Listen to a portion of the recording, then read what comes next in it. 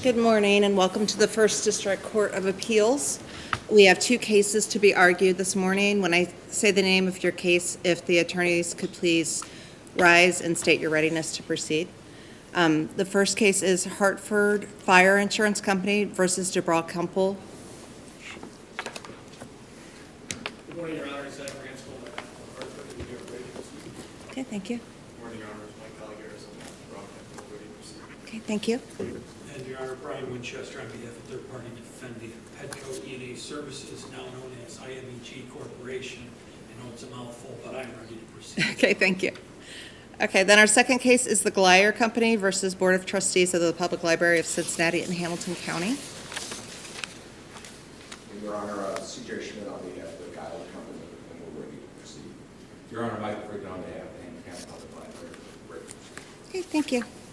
And I understand that the appellees in the first case, you're splitting time.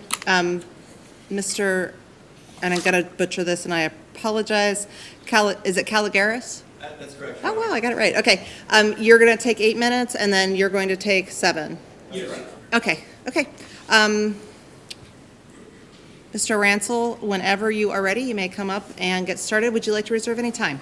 I'd like to reserve 3 minutes, please. Okay. Oh, and just so you know, I will have the light system going.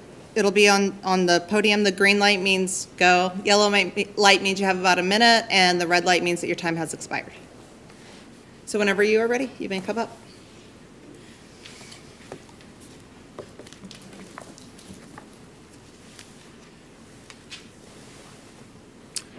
May it please the court. My name is Zach Ransel. I'm here on behalf of the Hartford. Before the court today is a property subrogation dispute. I'm going to jump into the subrogation waivers right away because I think that's the important thing that we're here to talk about. Before I do that, I want to talk briefly about the construction contract documents themselves. What we have before the court today are an owner-architect agreement. It's an AIA template that is typically used between owners and architects, and it's a document that was prepared by the AIA for this use. And let me just, looking over these agreements, it seems to me that part of the purpose of these agreements is to shift risk of loss to ultimately insurance companies, because if that's not the case, then each sub, each general contractor, each owner, each architect, they all have to insure against the same basic losses. And so I guess just looking at it from a policy standpoint and how these contracts are designed, I mean, they are form contracts. What is wrong with shifting that risk of loss to the insurer? I mean, you guys don't, obviously, you don't have to insure it if you don't want to. You can say, no, we refuse, or we want to increase our premiums. No, I agree that the general intent of these AIA documents is to waive subrogation. Our position in this matter is that there's a specific exception that allows the Hartford to pursue subrogation. So generally, that's right. The idea is to prevent subrogation during construction so you don't have contractors and subcontractors and owners pointing fingers at each other, which would slow down construction. In this particular case, though, we've got certain language that I believe gives the Hartford a path to pursue subrogation, and that's the exception that's set forth in the general conditions that were incorporated into the contract documents. I'm sorry, in the A1A1 contract or your actual policy? No, the A201 general condition of the contracts for construction, which is incorporated into the B101 Sure. architect-owner agreement. Right. I need a diagram, but go ahead. Yeah, it's confusing, and I understand completely. So it's kind of the reason why we have this, what I talk about in the briefs is the conflict in the first place, which is we have two waivers of subrogation provisions, one that says X and the other one that says Y. Are you talking about the difference between, and I may be getting the numbers wrong, 8.2 and then the 11 point whatevers? That's correct. But I guess I had trouble following that argument because the 8.2 is talking about owners versus architect. And then the others are talking about the contractors. So to me, it seems like two different topics. Am I not understanding that correctly? That's not our position. I think the 11.3.1 actually applies to and for the architect and the owner as well. So 11.3.1, That was one thing that I wasn't clear from your arguments.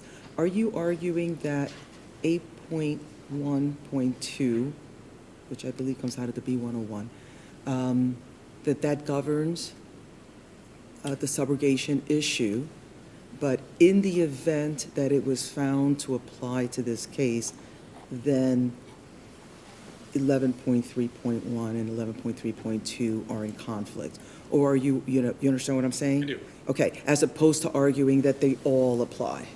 no, I'm arguing that it's a little bit different depending on whether it's DeBrock-Kemple or Petco. But with respect to DeBrock-Kemple, Right, and I'm only talking about DeBrock-Kemple, okay, yes. the argument with respect to DeBrock-Kemple is that 8.1.2 in the architect-owner agreement is not applicable to DeBrock-Kemple at all because they are not a party that is. And I understood that part of your argument, so are you saying then we don't even look at 11.3.1? Correct. Okay, and that's what, But that's why? exactly what I wanted to clarify. Why would we not look at that? So like if they're not an owner or architect, okay, so 8.1.2 doesn't apply, so why would we not look at 11.3.1, which talks about owner and contractor relationship? Yeah, I understood. I do think that 11.3.1 applies to DeBrock-Kemple as a party. That's not my argument. I think that if there wasn't the exception set forth in 11.3.2, which expands upon 11.3.1, When you say as a party, meaning that for subrogation purposes? subject to the waiver, they are one of the parties that was contemplated to be allowed to enforce the subrogation waiver. Okay. As opposed to 8.1.2, which is they're not a party that is subject to that agreement, or to that provision. And the reason that DeBrock-Kemple, the reason that 11.3.1 is not applicable to what we have in front of us, the policy here, is twofold, maybe even threefold. So in order for 11.3.1 to be applicable, it's got to be applicable, the property, the policy that it's applicable to is a policy required by the agreement. I don't think there's any dispute that the Hartford's policy that was put in place several years after construction began, during construction, was a policy that was required by the agreement.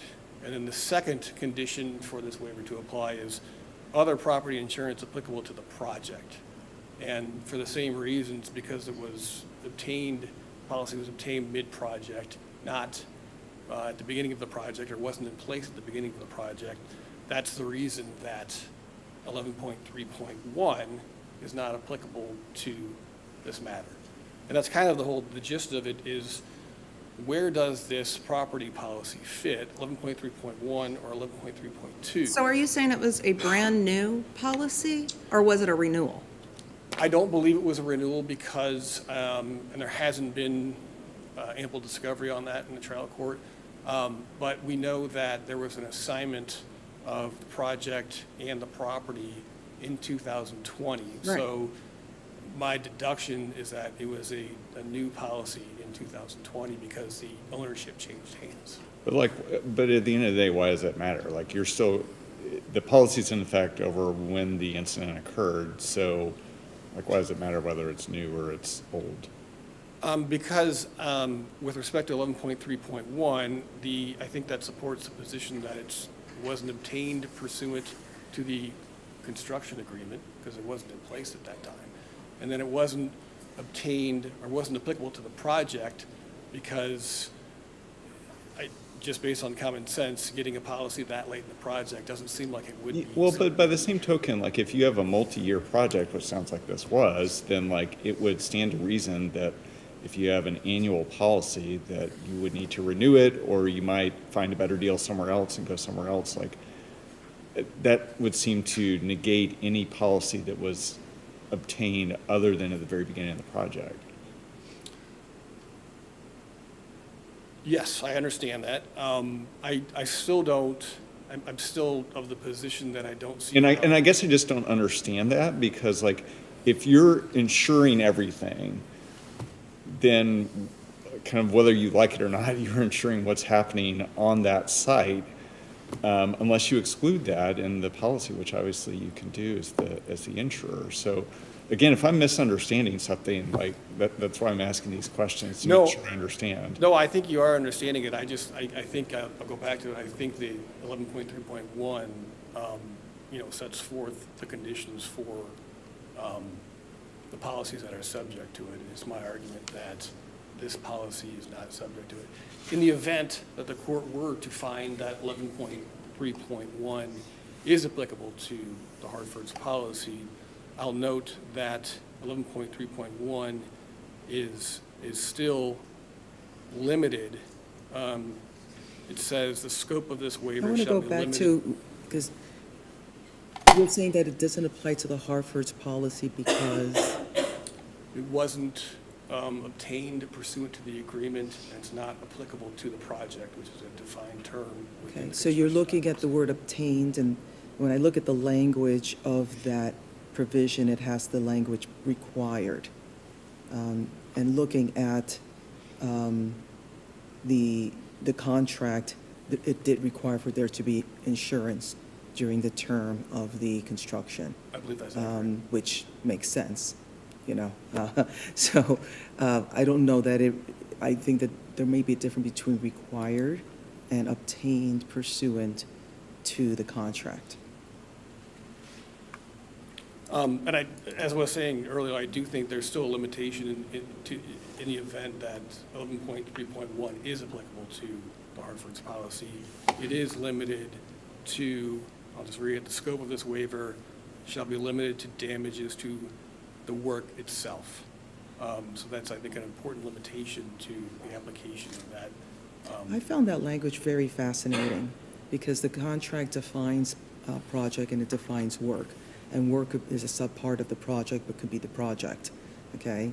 But obviously, in this provision, it's using both terms, so they're not intended to, be interchangeable. They're not intended to be the same. I agree with that. So my question is like, whose work are we talking about? Who does the work apply to? Does the work apply to, do you understand what I'm saying? Yes. Is it the work that DeBra Kemple did? Is it the work that, I'm trying to remember the name of the company that hired them, the project manager? Danis. Danis. Is it Danis? Is it, who does that work apply to? I think they're defined terms within the contract. Section 1.1.3 defines the work, and section 1. Correct, but it doesn't define in a way that helps me answer this. Oh, I think the work is defined, is essentially defined as the finished product. And this is the work that, the property that was installed, the HVAC, the carpet, the drywall, stuff like that, the finished product. So you're defining it as the project then? No, I think the project is more than that. I think that's all the time I have, unless you want me to continue. Well, I really would, I would. No, I think the project is, at least based on the definitions in the contract, is broader. And I think the project includes not just the finished work or the finished product that was installed at the construction site. I think the project involves the entire process of getting the project done. Well, I mean, Drawings. the project is defined in the contracts. The project is defined as the modification of existing 300 square foot facility and the addition of a 75,000 square foot new one-story building. So that's defined in the contract. It's defined at the very, very beginning because it defines what it is that it governs, right? Yes. But I'm still trying to figure out the work, who is the work tied to? What party, what company, what entity is the work tied to? in the way that we should be looking at this? I think it might depend on when, the time period of what we're talking about. We're talking about post-construction or during construction. During construction, the work might be titled to the construction team. After construction is the owner of the project. It's not titled, but tied to. Oh, I'm sorry. Yeah. In other words, it says the work, and it's whose work is what I'm asking. Is whose work are we talking about? Well, I think it's the work of everybody who performed work on the project, is my understanding of the definition in the contract. And I wasn't able to clearly understand this. Was the project considered complete before the loss occurred? Yes, that's my understanding. The final payment was made? That I don't know. Okay, because the final payment is required under the contract. That sort of is what kind of closes the whole thing. I believe that's true. Okay, so We it's don't have- nebulous as to whether we have a complete project then. We don't have really specific discovery as to the exact date as to when the construction completed and the final payment was made. Okay, all right, thank you. Thank you.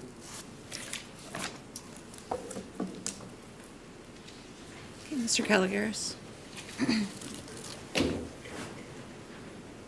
Morning. Good morning. My name is Mike Caligaris. I represent DeBrock Temple, the appellee. Judge Ives, it's interesting you bring up the definition of work and whose work are we really talking about in this case? Because of that language saying, because you have a loss, and the Correct. loss was ceiling, walls, blah, blah, blah, blah, blah, right? And I don't think that the loss is going to include replace or repair the HVAC, which was the cause of the loss, right?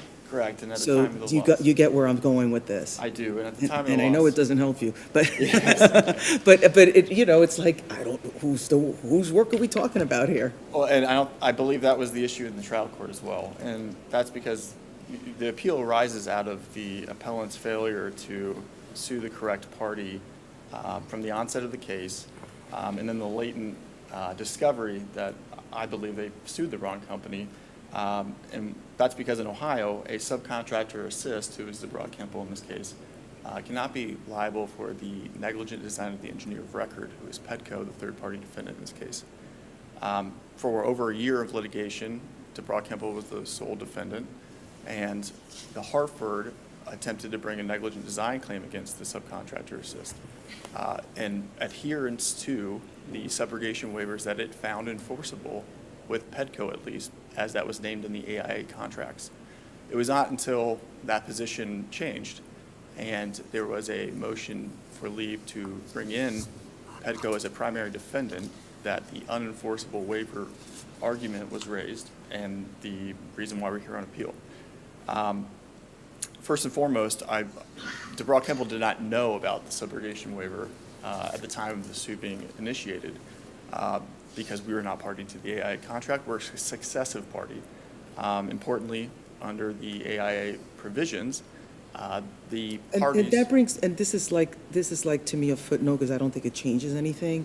Looking at the language of the contract, and I know everyone keeps referring to DeBrock Kemple as a subcontractor. The contract defines contractor as those identified in the agreement, and then it defines separate contractors as those that are retained by the owner under separate agreements. So it seems to me that your client is a separate contractor, which is a term that is articulated in 11.3.1. I believe under 11.3.1, a separate contractor would be DeBrock Kemple, and that the general contractor, Danis, is the only party in which we have privity. However, under 8.1, agent and And consultant. Danis is also not in the agreement. And It's not a Danis- contractor that is articulated in, if Danis was articulated, then you would be a subcontractor. And I believe that's because Danis was the original, or was not the original contractor. Upon assignment, there was a shift in the parties, and Danis became the GC. Okay.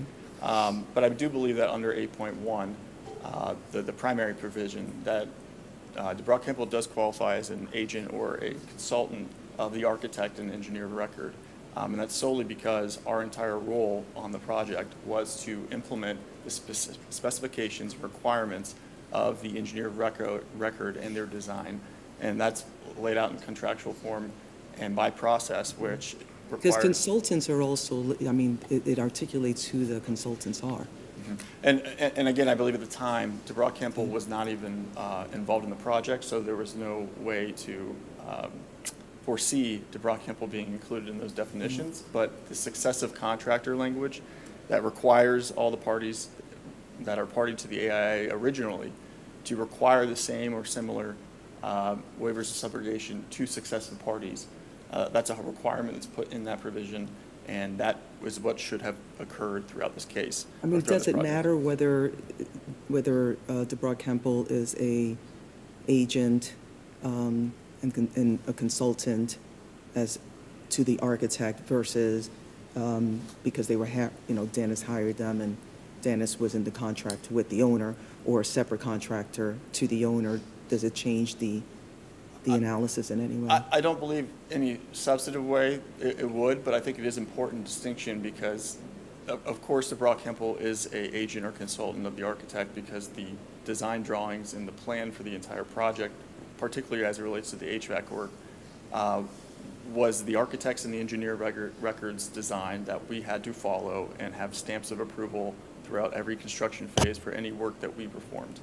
And so for purposes of defining the agency or the consultancy of DeBrock Campbell, it's required by our contract, separate with Danis, the general contractor, that we have oversight, or oversight is given by the architect of record and engineer throughout the entire time that you're performing work, and that we must follow their specific intent of the design. And DeBrock Campbell's corporate representative, under oath, testified that I believe that all the work that is complained of in this lawsuit is demonstrative of DeBrock Campbell following the specific intent of PEDCO, now IMEG, meaning that we took the design plans, we performed drawings and computations for their approval. They approved it. Everything is within the specific intent of those designs, and then they were implemented at the site. It is only post-loss, or post-construction, excuse me, and the termination of the construction phase that this loss occurred, and at that time, the building was turned over to the owner's facility management team, Cushman Wakefield, who's not part of this suit. They are operating the HVAC system at the time of the loss. And there's deposition testimony from the corporate representative of Cushman Wakefield, who was the person in charge, and there's ample evidence in the record that he did make modifications to the HVAC system. He was in charge of overseeing the maintenance of the system, and this is now several months post our work where the loss occurred. But going back to the contractual issues, the big policy exception that has been raised does not apply here, particularly given that we're not in privity with the Hartford, but also because the reliance on that relates to their interest. They quote their interest, meaning the architects, the engineers cannot, there can be an exception to the waiver of subrogation unless there's a written agreement as to their interest. Their meaning the architects and the engineers being named as an additional insured or having an insurable interest. Doesn't apply to DeBrock Campbell or PEDCO in this case, so that exception should not apply. And the policy language of the Hartford cannot dictate or provide more rights to itself other than what its insured specific intent was under the agreement. Under the agreement, the specific intent was to waive subrogation. And simply because Hartford has tried to find a carve-out or exception to that language, cannot increase the rights of their underlying insured. And the specific intent is pretty clear from all three provisions that you read. But could Hartford have said, and they had a provision similar to this in the policy, but if they'd said, you cannot waive your right to subrogation, I mean, they could have done that, right? And that would have been enforceable, right? Just to clarify, Your Honor, to their insured, you cannot Correct, waive it. correct. And that's the case as Ruby, and I know my time is up, I'll answer this quickly. Under the Ruby case and the Fernando case, it's clear that does not affect the waiver enforcement as it relates to DeBrock Campbell or PEDCO. That relates to the separate litigation that Hartford could likely bring for being prejudiced by their insured's acts. But they did approve the loss. They did pay out their So in other words, like what, in that scenario, the owner vis-a-vis DeBra, like subrogation would still, the waiver of subrogation would still be enforceable, but then maybe the Hartford could bring a breach of contract claim against the owner and say, hey, you shouldn't have done that. Like, I'm not going to pay this claim now because you've prevented me from recovering on the loss. Right, you did not follow the policy language that we laid out to cover you. Yeah. Okay. All right. Thank you. That is my time. Thank you very much for your time. Thank you.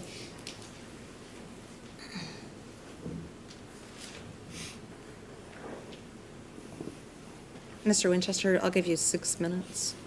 Thank you, Your Honor. Good morning again. May it please the court. Brian Winchester for third-party defendant, appellate, Pedco E&A Services, now known as IMEG Corporation. We're requesting that you affirm the trial court's decision, and this matter intersects three different passions that I have in the law. A little bit of an insurance nerd, civil procedure issues, construction issues, and insurance law issues.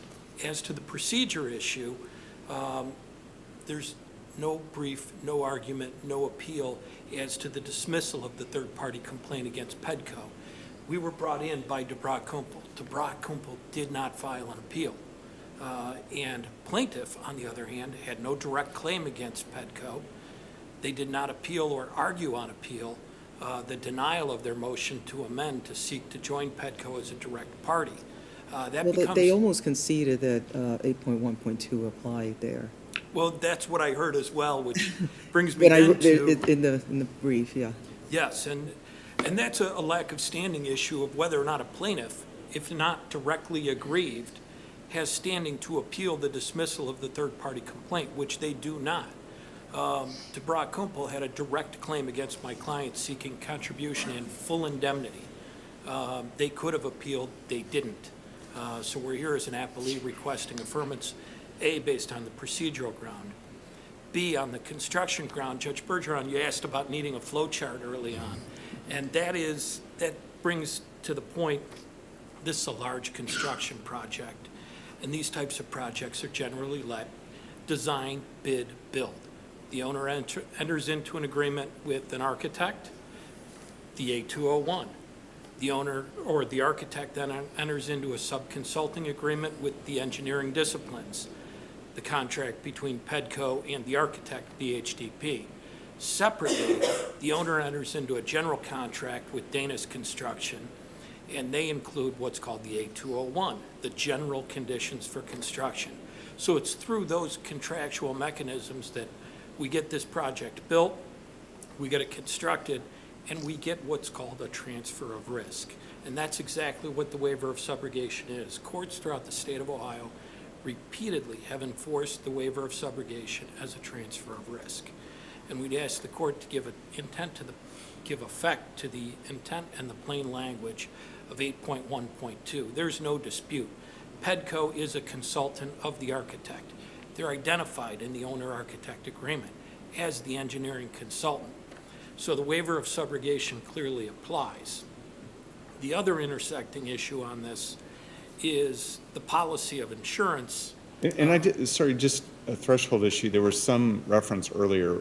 There was never a direct claim by the Hartford against you all. Is that correct? That is correct. Okay. They sought leave to amend. The court denied their motion to amend. And that wasn't appealed. That was not appealed. While plaintiff's notice of appeal in this case references all interlocutory orders, you will note in the appellate briefing, not a single footnote, not an allegation, not even a fully fledged argument, not even a mention. The denial of the motion to amend was left untouched. And if we look at that third-party complaint that was brought by DeBra Kumpel, full and complete indemnity, which includes their fees. If they seek to enforce or file a cross appeal, that's their decision. We also had some procedural arguments of independent grounds to support the trial court's dismissal of the third-party complaint. One is the application of the anti-indemnity statute under revised code section 2305.31. There were independent acts of negligence alleged against DeBra Kumpel. They are prohibited from seeking indemnity by statute. The other is the economic loss doctrine. As I talked about that flow chart of contracts, they diverge. There is no contractual privity between Pedco and DeBra Kumpel that would allow them to sue my client. There are exceptions to the absence of privity in the economic loss doctrine. none of them even alleged here. While the trial court initially denied our motion to dismiss that third-party complaint, we feel they got it right. And quite frankly, it doesn't matter to me the grounds on which the trial court got it right, because the claims are barred against Pedco by Durant Couple. 1, the absence of privity, 2, anti-indemnity, and 3, the overriding waiver of subrogation that is clear, undisputed, and unambiguous. Going back to my third interest of insurance, I'm sorry, I got derailed there a little bit. The A201 waiver of subrogation references 11.3.2 as well. If we look at that, it references policies that were not in place during the construction period. The Hartford policy was in place during the construction period. It's Exhibit 8A to plaintiff's opposition of the motion for summary judgment. We can see the effective dates. We've heard the acknowledgement and the concession by counsel for plaintiff. Now, it also says, or if after final payment, which I understand is, is it nebulous by the record whether there was final payment? Is I that believe it part of is. the That record? issue was not addressed at the trial court, but we do have a policy that was in place during construction Right. period. So we don't need to deal with whether or not there was final payment or not. And then the other issue, the Hartford attempts to argue that their policy prohibits the waivers of subrogation. That language is ambiguous at best when it references you can't waive subro against an architect or engineer for their interest in the property. My client has no interest. Therefore, that exception to the exclusion doesn't apply. Any dispute between Hartford and its insured is not our business and not our fight. What would be a circumstance in which your client would have an interest? Typically, that comes about during the course of a construction project with what's called a builder's risk policy, whereby the owner, the architect, the engineer, all the contractors, and all the subcontractors are all insured for liability under that same policy. So we have a construction policy, whether it's builder's risk or owner-controlled insurance program, that's a specific management of risk where that would happen, where a contractor, an architect, or an engineer would have an interest. But in this case, they do not. This is a property policy, not a builder's risk policy. And again, we'd ask that the court please affirm the trial court's decision. Thank you very much. I think I've overstepped my time. I appreciate it. Thank you.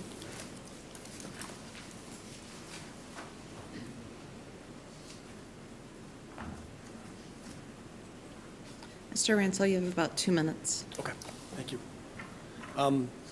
In my limited time, I'd like to discuss 11.3.2 because I don't think we've really gotten into it. And that's what I think is the main issue here is where does this policy fit? 11.3.1 or 11.3.2? And 11.3.2, I think, is clearly where Hartford's policy fits. It insures property at or adjacent to the site by property insurance under policies separate from those insuring the project. And that's exactly what the unrebutted testimony of Andrew Clark of the Hartford, that's how he characterizes this policy, as a policy ensuring a separate policy from that insuring the project, and a policy that is insuring property at or adjacent to the site.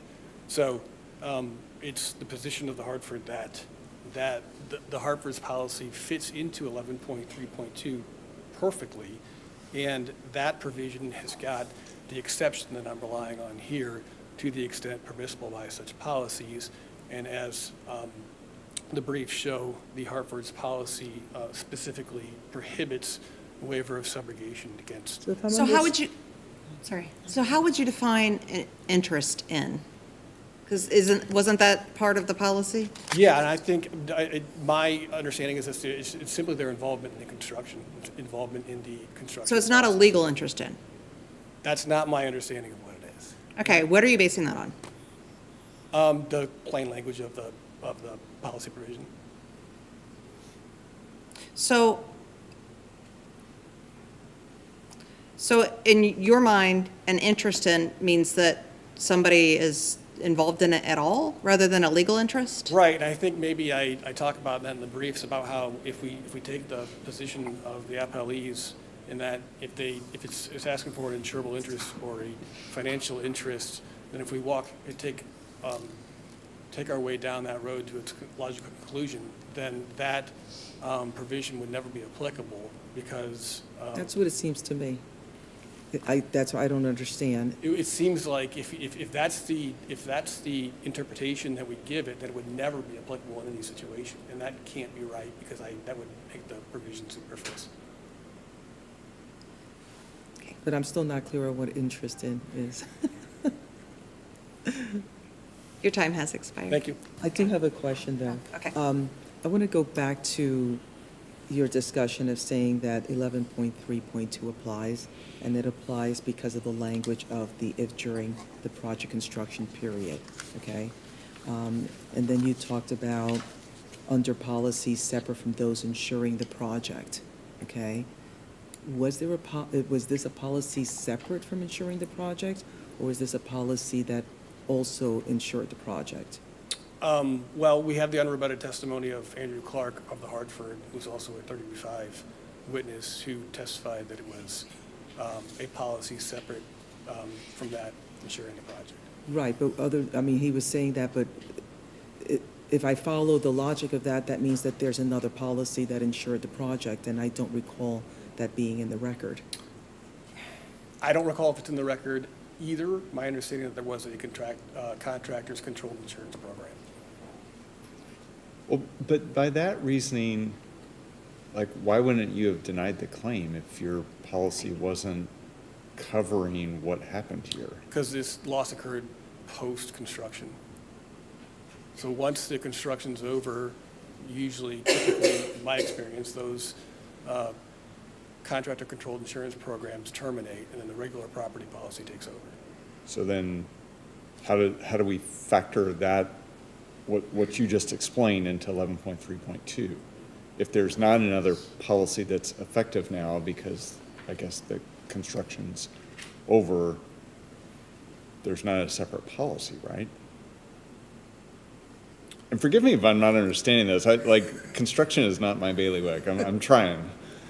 Well, I think the argument is that it was a policy that was separate from those ensuring the project, and that's true. So it was separate at regardless. one point, and Yeah.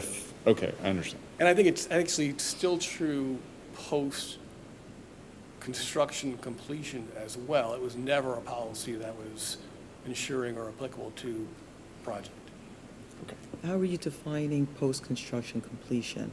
Basically that the work was done? Yes, and So the the building was final payment occupied. is not governing that?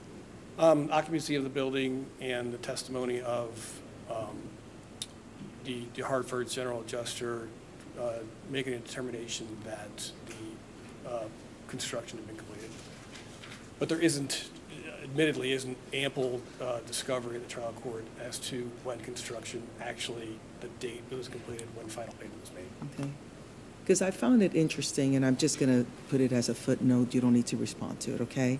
I just found it interesting that this is a contract for construction, and it's got these waivers embedded in it, right?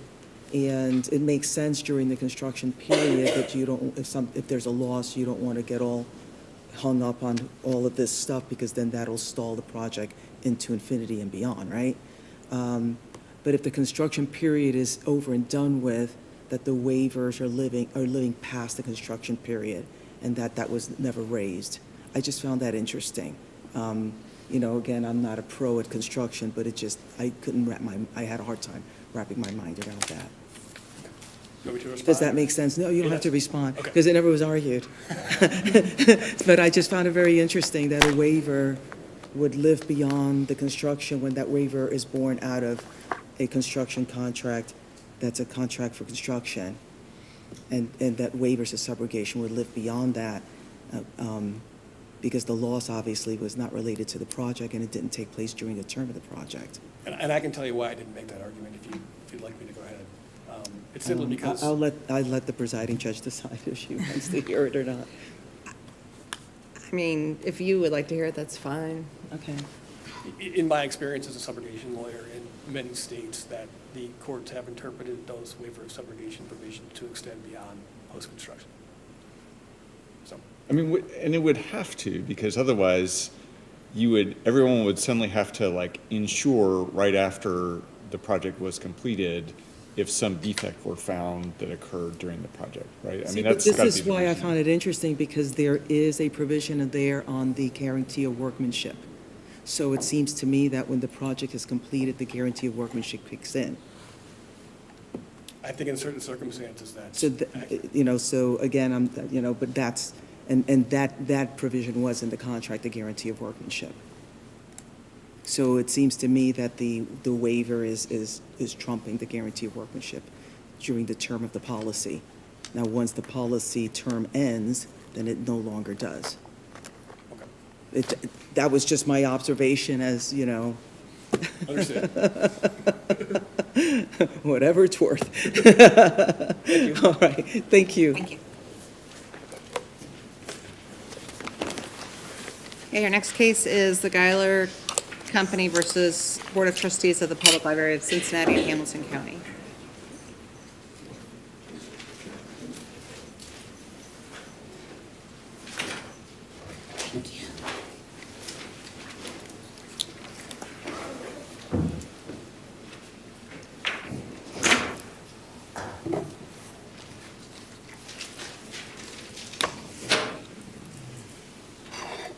Okay, whenever you're ready, would you like to reserve any time? I'll reserve 3 minutes, Your Honor. Okay.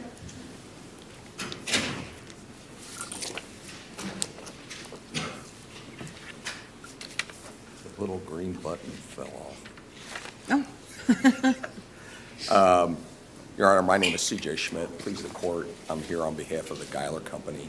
And Reed Geiler, who's the principal of the Geiler Company, is here. The background of this dispute was the installation of what they call air handling units at an energy retrofit project at the main library downtown Cincinnati. It's hard to describe. There's some photos of these units in the record, but these are very large. The project, as you know, the public library downtown is an old building, and it required special engineering to get these units into the mechanical rooms where they were going to be installed. There were a little bit unusual in this case was the contract was let, and Geiler's contract was to install these AHUs, and instead of them purchasing the AHUs, the library went ahead and purchased these units separately. The contract for the Geiler Company was called TC05, which we referred to throughout the trial, and the one that for the purchase of these units was TC02. I'm going to Yes. stop you there. Did the TC05 incorporate the terms of the TC02 or refer to it? It didn't refer to it, no, Your Honor. Well, it did in that it required Geiler Company to review all the bid packages on this job site. So there were multiple bid packages, one of which was for the purchase of the AHUs, which was TC02, and the other was TC05. There was an electrical bid package and went on and on. But yes, I mean, And there are these provisions, and I'm fumbling to find them right now, where they talked about the AHUs will need to be knocked down, rigged into place and reconstructed. And I realize you point to some other provisions that might suggest a contrary result, but ultimately, like, you had a trial on this, like it wasn't summary judgment, and you were able to bring in whatever evidence related to the meaning of the contract, right? Exactly, Your Honor. I mean, we had a trial, 3-day trial in front of Judge Nestor. We presented all the evidence. And in this case, I believe the section that you're referring to about the conditions, the way these contracts work is that there's a pre-bid meeting before the bidders were there. There were multiple bidders present. And at the pre-bid meeting, there are questions that in this case, the engineer had listed the topics to discuss so that you could submit your bid. And in that, there was a subsection G of Addendum 1, which becomes part of the contract. once the contract is signed, that all becomes part of the contract. Also part of that is a section called clarifications, which you can submit written questions to the engineer, and they can answer those questions. And the idea or the issue of fitting these AHUs into this building was a major issue. Well, and that's where I'm getting at. Like, I can see how you could look at those two provisions and say, these seem in tension or in conflict. And that suggests perhaps an ambiguity in the contract, which would need to be fleshed out based on extrinsic evidence at trial, and you had that trial, right? Like, am I? No, well, you're right, Your Honor, but we don't believe this contract is ambiguous. I mean, that clarification, which amends, which answers the questions that the bidders brought up at the pre-bid meeting, directly addresses this. But so does this pre-bid meeting. It says they will need to be completely knocked down, rigged, and reconstructed. Exactly. This is what they were told was going to be an issue at this, in this project. Mm-hmm. How are we going to get these AHUs into the building? Right. And who's responsible for taking these things apart? Well, it doesn't really say in the contract who is responsible. And it says will have to be knocked down, reassembled, et cetera, et cetera. It doesn't say whether it's the manufacturer or the contractor, correct? Well, it says in the clarifications, I believe it does. It says, yes, the unit reps have walked the spaces, understand the limitations, have worked with the engineer to size the units to accommodate the tight working conditions. That's what the contract says. That addendum, the clarifications, was made part of this contract. I mean, there was testimony regarding what the parties understood this to be, but what we think that this makes this contract pretty clear. The reps, the engineers, Moats, who was hired by the library, and the unit reps, who were the EAP, knew what the problems were with this contract or these units and how to get them in, and they sized them accordingly. That's not what happened. They came fully assembled. I think they breached the agreement. I think this agreement is... Well, so then that gets to your notice issue, and the trial court found that your client did not provide requisite notice under the contract, and I realized there was the email that is essentially complaining about this, but, I read that email, and I don't see what I would expect to see in a claim for modification of the contract for an overage payment, because it doesn't monetize it, and there's not any other detail related to that. Well, so can you address that? Yes. So 15, I think it's, let me find it here, 15.1.1 just says what is a claim? Mm-hmm. And it says a claim is a demand or assertion by one of the parties seeking as a matter of right payments of money or other relief with respect to the terms of the contract. And then it goes on, and I don't think it's applicable here. But what that says is, and it has to be in writing, the email was in writing, and it's an assertion by Geiler that these units arrive fully assembled. I think that's what the email says. This is not our requirement. We don't have the men to take these units apart. That's not I don't understand the library's argument that somehow we're supposed to put in a specific dollar amount. We didn't know. Well, but then if that's your assertion, like, hey, this is not our job, then why did you do it without getting the library to agree to pay it? Like, that's the whole purpose of the change order. Well, we emailed them. If you read the emails, they clearly thought it was supposed to show up disassembled, and the email chain, and then they eventually denied it. They said, no, it's your job to take these apart. So you should then say, we're not doing that, not our job. We can't do that. The contract specifically requires us to complete this job. And we cited to it. It's, I think it says 15.1.3 says until you get resolution, you have to complete this contract. We would have been in default on the contract if we had refused to disassemble it. We had to hire extra or bring on extra fitters to take these units apart and reassemble them in the AHUs. Right. So we weren't, this contract required us to complete this job. We were actually supposed to get it done within a certain period of time because they had to turn the units on to keep the heat on in the building. So, I mean, we told them this was not our job. This isn't what was required of us.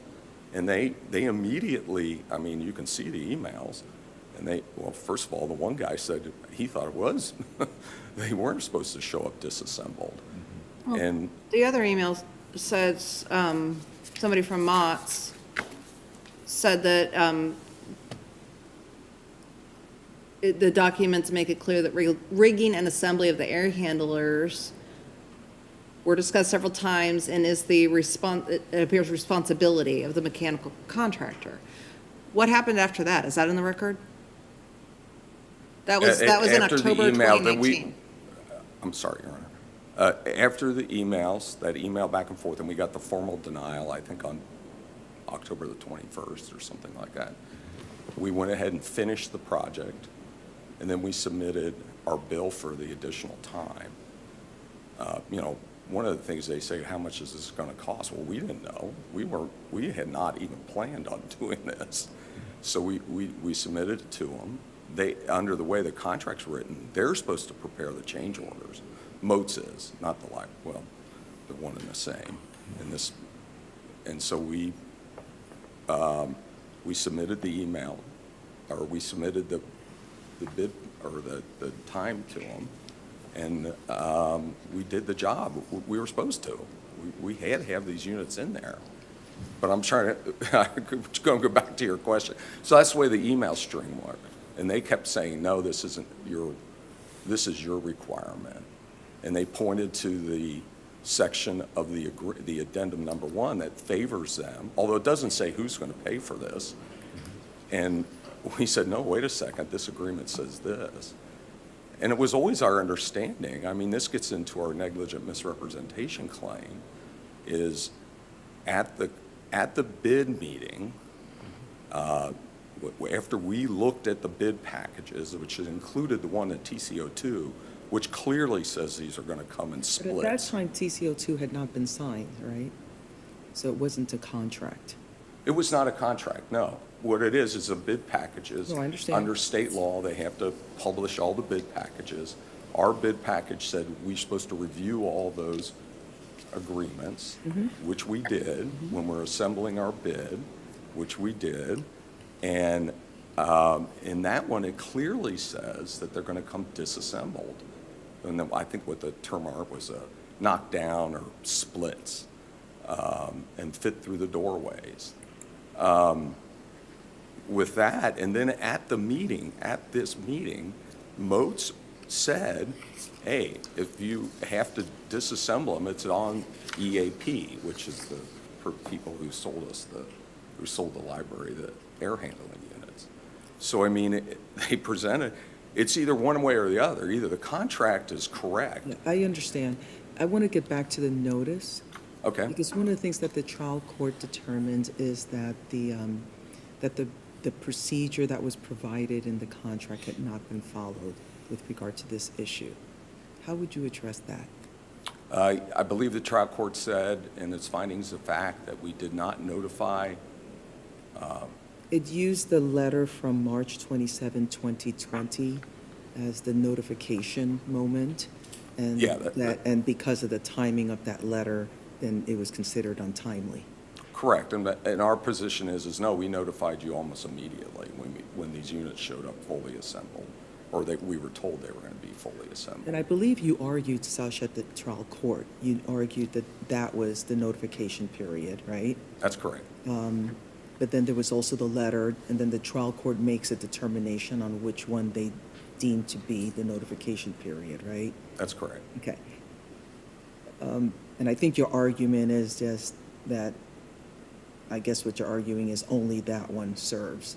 And So if we were to look at that one as serving as the notification, does it comply with all of the requirements under the contract in order The for you? first one or the second one? The one that the first one, the one, the email. So you have the The- email, and then you have the 2020 letter. The- Your position is that the email serves as the notification. That's correct. The trial court determined the letters served as the notification and found it to be untimely, okay? So if I was to go back to the email and use that as the notification period, there was also requirements with regard to disclosure of costs and things like that. So how do you fit into, what is your position on how you fit into all the requirements on the claim if that was to be the notification? Because there's other requirements besides notification. The notification, the email notification, which I believe complies with 15.1.1 of the agreement, is that we're just supposed to put them on notice that this is not, well, in this case, this isn't ours to do, and is what the email. The defect, if anything, in that notice was it's that Doug Weberding, who works for Geiler, sent it only to the library. He didn't send it to Modes. And under the agreement, it says you have to get it, just send it to Modes. Right. The library's witness testified he immediately sent that to Modes, and obviously, because Modes responded immediately. And then there was some back and forth internally with Modes, and then they sent their final denial like 20 days later, which was actually untimely also. But Mr. Schmidt, you are at 15 minutes now. If you'd like to wrap up, please. yeah, Your Honor, I think, or judges, I think in this case, I believe the agreement is clear under the clarifications provision that these agreements were going to come disassembled. And not only that, I believe that there's a clear negligent misrepresentation claim here as a matter of law. The facts are not in dispute, that the library presented us with false information that we relied on and we were damaged. And under Ohio law, that's, even though that we're in privity of contract, we have a negligent misrepresentation claim that is still, the trial court erred in dismissing, and we'd like that to be reversed also. And I have nothing further. So I'm at no rebuttal. I'll give you 2 minutes for a rebuttal. I don't know if I need it. Thank you. I will give you an extra 2 minutes as well. Appreciate it. May it please the court, Michael Friedman, on behalf of the appellate, the Board of Trustees of the Hamilton County Public Library. Judge Bergeron, to address your first question, you are correct. Subsection G clearly states that the contractor, and this is in future tense, the contractors will have to completely knock down, rig into place, and reconstruct the AHUs. Geiler has done very well to try to muddy those waters, but it's very clear in that. Well, but I think, you're saying it's completely clear in that direction. He's saying it's completely clear in the other direction, which is not uncommon in contractual disputes. The trial court, to me, seems to have said, I'm not sure. I think this might be ambiguous. Like, let's have a trial on this. So we have this trial, and I presume at least part of the purpose of the trial was to flesh out any extrinsic evidence that would shed light on the meaning. Correct, and I don't believe that Geiler provided extrinsic evidence to support their point. As it comes to the breach and the actual interpretation of the contract, Dave Wayhoff, who was the professional engineer on the project from Motes, testified that at the pre-bid meeting, they specifically walked through that the HVAC contractors would have to disassemble and reconstruct these. And that was one of the main purposes of that. In fact, it's the scope overview. Subsection G is in the scope overview of that pre-bid meeting walkthrough. It was an important point. And he said that that was a clear point made to everybody there. Geiler is relying on a answer from a TCO2 contract, which was not incorporated into this contract. And the more important point is the contract itself in this case, the TCO5 contract, specifically requires, and the basis, for their claim and also for their negligent misrepresentation claim is that they had to look at other bidding documents. Well, Section 3 in the A701 portion of the TC05 contract specifically requires that if there are any ambiguities or differences in interpretation as it relates to different bidding documents and the bidding documents for TC05, it is the obligation of the HVAC contractor to bring that to the attention of the architect and engineer, and that the architect and engineer would then revise the bidding documents to clarify that. And specifically, it states that the HVAC contractor in this case, if they do not bring those, if they see any ambiguities or any differences, and they don't bring those to the attention, they cannot, shall not rely upon those. So not only for their interpretation is Well, that. but I get that. So we get, but I think there is some tension in the documents with the language that they cite as to like who's supposed to do what on this. And so they get to this point, I understand. They get to this point, they look at the HVAC units, they're like, oh my goodness, these aren't gonna fit. What do we do? They provide you all the notice, you all say, it's your job. And so getting back to my question that I asked opposing counsel, like, what were they supposed to do at that point to preserve their claim if they disagreed with your assessment? Judge, I think you hit the nail on the head on one option, and the trial court observed this as well in a colloquy with opposing counsel, in that they could have stopped work. They said, no, we're not doing this. This isn't ours to do. However, and to Judge Zayas, your point, and this was brought up through the entry, Geiler has argued that the technical deficiencies in the notice were the only reason. That was not the basis for that. The court brought up in their entry the technical deficiencies of not supplying it to both to the engineer and to the owner. However, they also found that the March 29th to 2020 letter and notice was the actual notice of the claim. And if you look, the evidence presented at trial. That's the letter that gives the sum of the. Yes, and that the in additional form and costs. substance is similar to the other claims that were submitted in this exact contract that resulted in executed change orders. And these claims and the change orders actually took place, I think, August to December of 2019. The exact time that this was going on, that they claimed that they found this and they sent this email, the letters that they supplied to the owner, the library, and the architect in those instances all met in form and substance the same as the March 27th letter.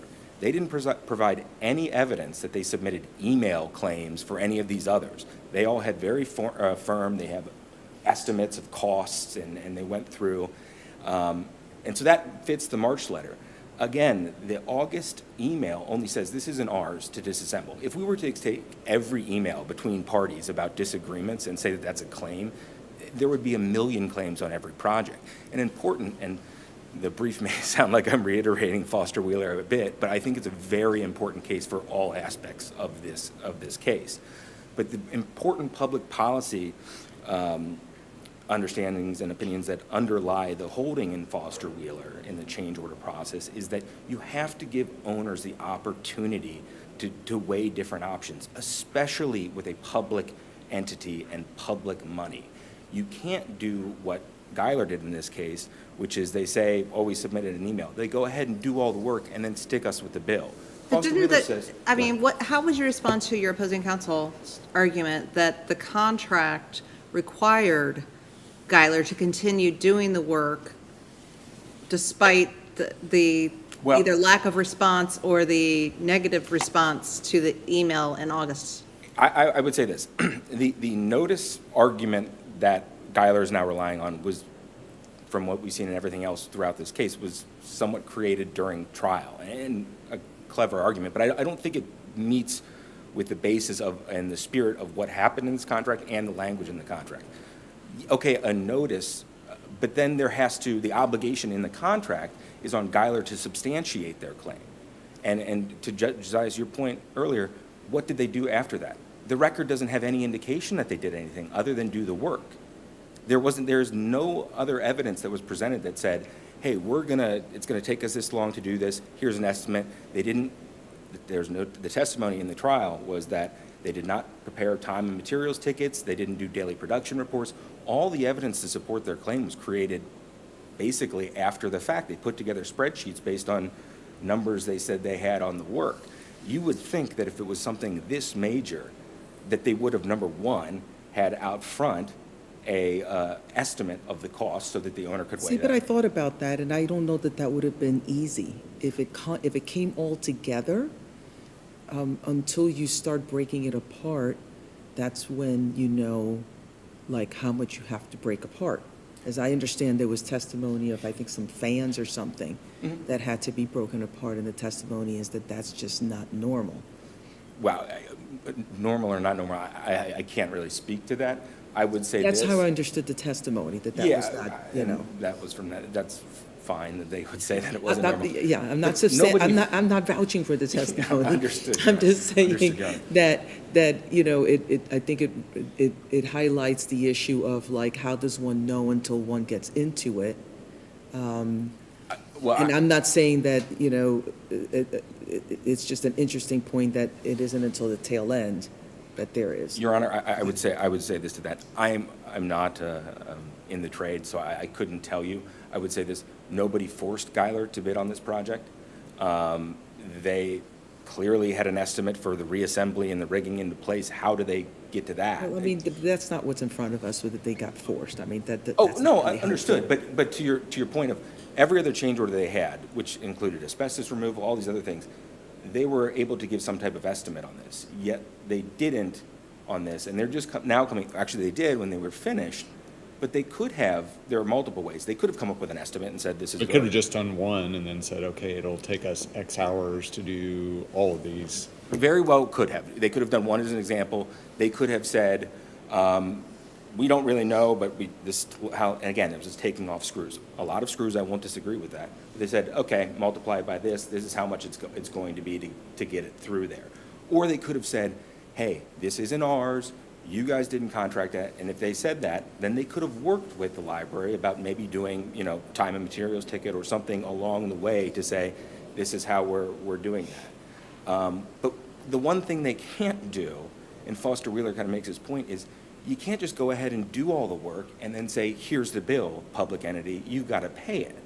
There is a thing where the library has a right to assess that. Now, again, we don't believe that the manufacturer breached, but in this case, maybe if they did, accepting. Well, yeah, I'm not sure about that. Because wasn't there a requirement for things to be labeled and all of this stuff so that it could be knocked down and put back? Yeah, well, I would say this, the submittals, and that going to that point, came after that point. The submittals that came in June did say that they would ship as one thing. I don't know about how much was labeled in terms of that, but the big thing on that is that the requirement's clear in the contract that Geiler actually is in charge of coordinating this entire process. So to the extent that anything wasn't, they should have been working hand in glove with the manufacturer from the beginning. That was their responsibility. That's what the library, in fact, they said in subsection E, they were supposed to treat them as if they bought them themselves. So, I understand that, but again, getting to the kind of notice and what would have happened there, I think the library has to be afforded the opportunity to do that. And Geiler, again, has the responsibility to substantiate their claim with the costs and everything like that. So even accepting this kind of post hoc, this is our claim, or notice of our claim, well, they needed to do something more. The emails that were in that record demonstrate, well, we don't disagree, this isn't ours to do. Immediately, Moats responds, chapter and verse, this is your responsibility, and then nothing. I mean, to me, that would seem to be that, okay, there's a disagreement, but we went ahead and did the work that we were required to do under the It seems contract. to me that based on your argument that perhaps you would say that we don't need to even get to whether they were required to knock down or not because of the deficiencies in following the process for any monies. Is that what you're saying? I think, honestly, I think our argument is the reverse of that. I think it's very clear and unambiguous, the language of that contract. That's more of an ancillary, but even if it, whatever, they did not follow the appropriate procedures within that. But again, and going back to the clarification that Geiler has said makes their case for them. The clarification was about the actual mechanical rooms. And the project engineer on this, Mr. Wayoff from Modes, testified that the tight working conditions that are referenced in that answer have to do with the actual mechanical rooms, not how they got in there. They wanted to make sure that the units, as built, could actually fit in the spaces. These are cramped old rooms that were built up with the original units. Now they have to retrofit and fit into that. So they needed to make sure they couldn't have them disassembled, brought in, and build, and all of a sudden it doesn't fit the rooms. Also, it was supposed to, with this, the way they were using the old vents and everything, they were big enough to supply enough air to do that. So that's what the unit rep question is about. It's not about whether or not knocked down and who was supposed to disassemble. Subsection G is a call to the contractors, and specifically the testimony from the project engineer of Geiler, Mr. Weberding, indicated that everything within subsection G was performed by Geiler under the contract, except, conveniently, the complete knockdown. And reading a contract in totality, taking one duty within a parenthetical and removing that out and saying, oh, that's not our responsibility, but everything else within that is ours, doesn't make any sense and is against the contract interpretation law. And I just want to follow up, make sure I understand. So they sent the email that says, we don't have the labor to do this, not our responsibility. Mm-hmm. You all respond, yes, it is. And then at that point, there's no response from them? They just start working? I believe, yeah, that they just went ahead and worked. I don't recall, but I don't believe that there was record evidence of any pushback. I guess that's my question. There's not an attempt to resolve that dispute, at least via email back and forth, or to protest it or whatever. It's just, I'm asking the question. I would say in terms of the record evidence, I don't believe there's any email further follow-up on that, but obviously they worked and got it done, so. Sure. And I want to make sure that with my time, the one other thing, the damages portion of this, again, one of the exhibits or documents that Geiler relied upon to prove theirs was a list of all these items, and they highlighted portions that were out of scope. Half of, or a good number of them included things that had to have been part of the original scope. Navigating the stacks to get to the room, elevator trips. Even assuming, taking that their argument that it was supposed to come disassembled and that's the way it was supposed to be, they still would have had to navigate. They still would have had to take the elevator trips. It doesn't have any difference on that. And, the law is pretty clear that it can't be conjecture or speculation. You have to prove your damages, and I don't believe they did in that case. So with that, I believe my time is up. So thank you very much.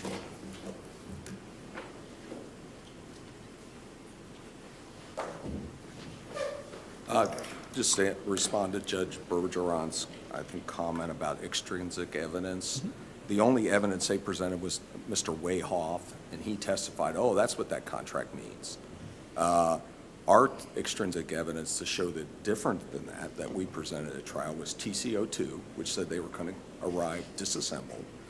At the pre-bid meeting, Mr. Wayhoff and Mr. Haney, who were representatives of the library on behalf of Motes, stated that if these units if they required disassembly, it would be at the cost of the manufacturer, EAP.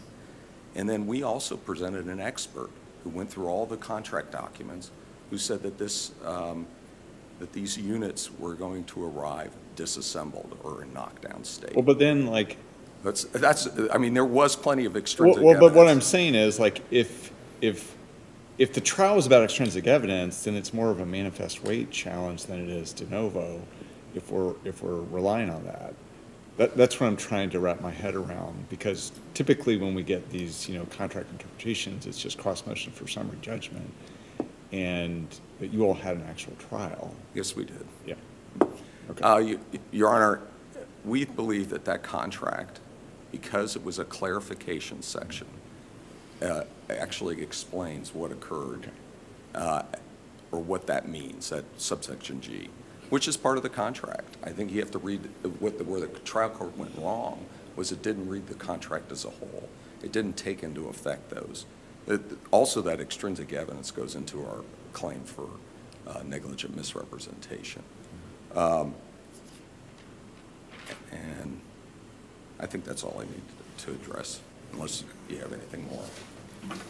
Thank you. Thank you. That concludes our session this morning. Thank you.